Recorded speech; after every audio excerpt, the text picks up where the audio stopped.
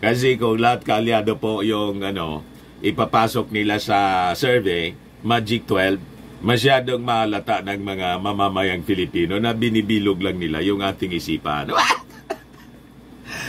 Di ba?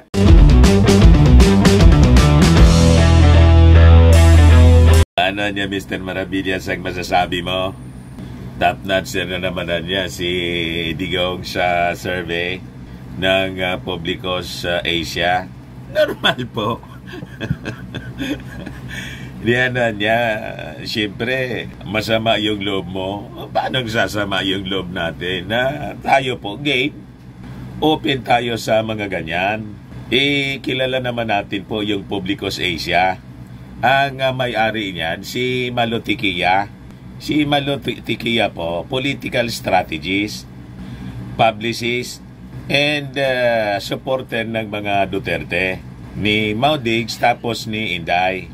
So, siyempre, as supporter, gagawa sila ng mga activities, mga kababayan, tulad ng mga survey, para kung sino yung manok nila, mga kababayan sa eleksyon, in this case, sa 2025 election, yun po ang ipopromote nila. Di ba? Hindi man tayo dyan, hindi man sumasama yung loob natin. Gawan din kayo ng kung ano-ano mga strategy ninyo para bilogin yung bilogin para i-promote pala sa mga tao yung kung sino yung gusto ninyo. Di ba? Demokrasya po tayo. At si Malo Tiquia, siyempre as political strategist, publicist, naghanap buhay man lang po si Malo. Naintindihan natin na yung tao naghahanap buhay din po. Di niya, Mr. Maravillas, ang tingin mo, pinondohan. Usually, itong mga survey po, siyempre, may nagpapasurvey. Pero sinasabi nila na minsan, non-commissioned niya survey. Siyempre, yun mga strategy po na hindi sinasabi na may nag-commission sa kanila para yung mga tao po di magduda. Di ba? Maapektuhan yung credibility ng survey pag sinabi mo ang nagpa-survey si Digong mismo. Usually po, kasi matagal na po ako sa media. Usually po, ang mga nagpapasurvey, mga supporters po, contractor, o kung sinong negosyante supporting a candidate, para pag nakaupo, yung kanilang sinusupport na kandidato, di makadikit-dikit din po. Pero mas may malala pa niyan kung may foreign country like China. Kasi sa ating research, mga kababayan, yung China aktibo po hindi lang po sa Amerika. Una, yung mga study sa Amerika, Australia, Canada, aktibo po yung Communist Party to influence local elections. Malamang dito sa atin po, ganun din yung ginagawa. Kasi nabasa ko po, yung mga bansa, Pacific Rim, yun ang target po ng China, na dapat yung mga umupo sa mga bansa along Pacific Rim, kasi siyempre may vested interest din yung China. Dito sa atin po, yung West Philippine Sea, kailangan kakampi nila para madali yung kanilang pananakop. Di ba? Pero hindi ko man po sinasabi na ito na yung nangyayari dito, mga kababayan sa Pilipinas. Pero may mga insinuations, may mga, kahit nga po yung armed forces natin, tapos yung Philippine Coast Guard, mismong si Tariela, yung spokesman ng Philippine Coast Guard, yung nagsabi na may mga ganong nangyayari. Kaya wag na tayo na magtaka sa mga ganitong balita. Sabi rito sa Manila Times, ex-president top Senate bet in 2025. Top notcher po si Mau Diggs. At yung mga pro, yung mga barkada na lang ng China, na mga politiko po Yun ang laging litaw po sa mga pasurvey ni Malo Tikla. Ano nga yun? Tikiya. Ewan niya talaga, Mr. Maravillas. Tikla man sa akin. Si Tikla po pala, yung komedyante yon na bayot. Si Super Tikla. But before ko mga kababayan ibigay sa inyo yung full story, click subscribe muna dito sa ating YouTube channel and hit the notification bell para lagi po kayong updated sa mga kaganapan dito sa ating bansa. Like and share na rin po ninyo ng ating video at huwag na rin po ninyo na skip yung ating mga commercial ads para tuloy-tuloy lang ang pag-unlad ng bagong Pilipinas. Sa mga naghahanap po ng malinis and spacious fitness gym, bumisita lang po kayo sa aming Colossal Fitness Gym. We also offer grab car rental with our brand new 2023 model ng Toyota Innova.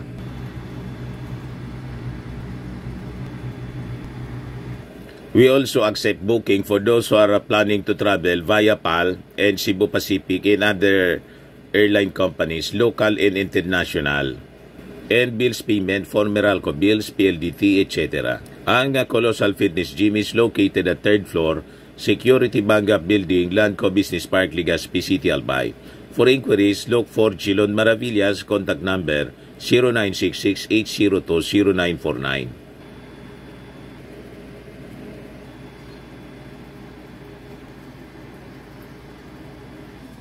Ayos pa. Ayos na niya, Mr. Maravillas. So, ito po yung balita ng Manila Times. Columnist din po dito si Malo Tikiya. And Malo Tikiya, siya yung nasa likod ng Publicos Asia Incorporated. At si Malo ay supporter po ng mga Duterte. Kaya, normal po ito.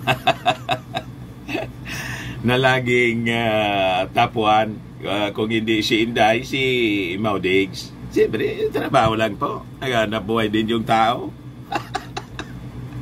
Di ba? Kanya-kanyang diskarte po ngayong panahon na to. Mahirap yung panahon eh. Sabi rito, the polling firm said its pahayag and of year voting disposition survey showed that the former president got the vote of 48% of the respondents and an impressive trust rating of 59%. Laging landslide po. Talaga niya, Mr. Maravillas, napaaga yung politika, napaaga yung pagbibilog sa isipan ng mga botante. Ayos lang po yung ganito para masaya. Ito rin po yung basis ng mga komentary ng mga DDS vloggers. Tawang-tawa sila. Tawang-tawa silang niloloko nila yung kanilang mga sarili. Ito pa. Tapos sumunod po si Dr. Willie Ong. 43% yung nakuha daw. Tapos si Erwin Tolpo, pangatlo, 44%. Then yung mga re-electionist na Senator Bungo, si Amy Marcos, 38%. Ronald Bato, 36%. Si Tito Sen, 33%. Si Isko, 31%. Ping Lacson, 31% daw. Si Lenlen, nakapasok si Lenlen, 27%. Para hindi naman po makahalata. Kailangan may iba-ibang mga pangalan po galing sa iba-ibang mga political parties. Kasi kung lahat kaalyado po yung ipapasok nila sa survey, Magic 12, masyadong mahalata ng mga mamamayang Pilipino na binibilog lang nila yung ating isipan. Di ba? Di pahayag and pahayag 2023 end survey, end of the year survey daw, ginawa ng Publicos Asia from November 28 to December 4. Non-commission daw. At kumuha sila ng 1,500 respondents randomly drawn from the market research panel of over 200,000 Filipinos, maintained by Singapore Office of Pure Spectrum. Kumbinsido kayo? Maniwala man na niya, Mr. Maravillas, sa kanila. Ayan natin sila na magbulahan, mga kababayan. Sabi ko nga kanina, naghanap buhay lang. Pero ano yun, Mr. Maravillas, na yung China, may mga pangingialam sa politics ng mga neighboring countries. And even America and Australia, pati Canada. Yun ang based sa study po. So, ito yung balita, mga kababayan noon pa, based sa study from the Council on Foreign Relations. China growing attempts to influence U.S. politics. Hindi lang U.S. politics, kundi yung mga bansa all throughout the world, especially yung Pacific Rim countries. Kasama tayo doon sa Pacific Rim countries. Kaya nga po, member tayo ng APEC. Dito sa expose, mga kababayan, ng Council on Foreign Relations, maintindihan ninyo kung ano yung ginagawang activities ng China para i-influence yung mga bansa sa pamamagitan ng pangingialam sa mga local politicians. At malamang pati tayo dito, kasama tayo dito mga kababayan, lalo't may impluensya, may interest sila dito sa West Philippine Sea. Kaya siyempre, ang gusto nila na laging manalo po yung kanilang mga kakampi. So, with this, pag maintindihan natin yung kwentong ito, mga kababayan, you will understand also kung bakit yung mga pro-Chinese pro-Chinese politicos dito sa ating bansa laging angat sa survey. Sabi rito, at a time when U.S.-China relations are at the worst in decades, Beijing is ramping up efforts to influence U.S. politics, media and society. Media and society. Wag na po kayo magtaka sa collabs ng Chinese television po. Chinese owned TV with SMNI. Kasama po siya sa agenda eh. At yung mga taga-SMNI, mga kababayan, all praises palagi sa mga pro-China politicians. At yung pinopromote po, yung alam na ninyo. So, sabi rito, China continuing as a pattern of influence operation. It began earlier in the century in the Pacific Rim, seeking to shift narratives in its favor and promote pro-Beijing politicians, or sometimes just sow chaos in falsehoods. Kaya yung sinabi po ni Senator J.B. Ejercito, tugma dito po na ang sabi niya last week, yung destabilization po na umuugong dito sa ating bansa, malamang may hand yung China. Gusto tayong pagsabungin po. So chaos in falsehood. Gamit po yung mga fake news. Kaya tama yung inimbestiga mga kababayan, yung mga fake news peddlers. At yung kanilang platform po, kailangang isara talaga. Tama? Kasi malamang infected na po ng mga insekto. So sabi dyan, although Beijing's heightened efforts in the United States are relatively new, it has spent years developing strategies to influence politics and elections throughout the Pacific Rim. In Australia, Beijing-linked donors directly paid prominent politicians to attempt to shape Australian foreign policy more favorably toward China. There in New Zealand, Taiwan, and parts of Southeast Asia, yung Southeast Asia po, parte yan yung Pilipinas. China supported pro-Beijing business people in taking control of much of the local Chinese language media.